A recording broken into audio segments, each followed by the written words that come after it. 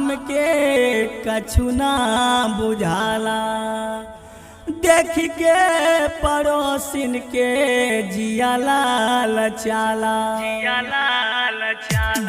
सोरह सिंगारवा बुझाता नइखे, सोरह सिंगारवा बुझाता नइखे, घरवाली में तनिको समाद नइखे, घरवाली में तनिको स्वाद नइखे, घरवाली में तनिको स्वाद नइखे।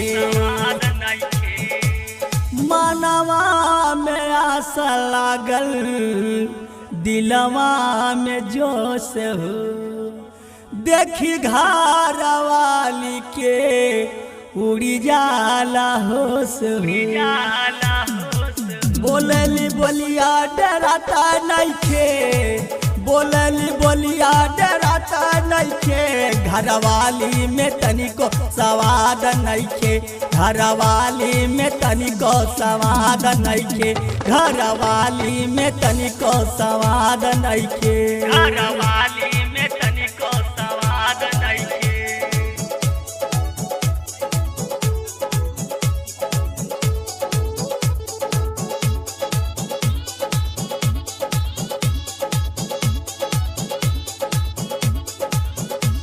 और जब जब घुमाई बाहर वाली के बजरिया, देखी गारिया वे हमके हमारो में हरिया,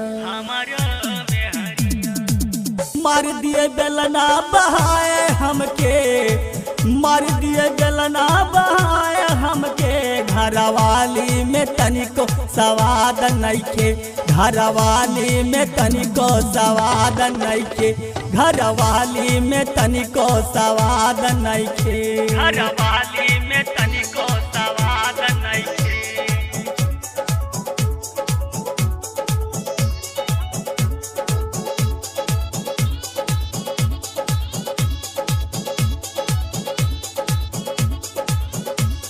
सच सच बात कहे जिया मन भोजपुरिया, कैले खराब आदत बाटे त्रिपुरारिया,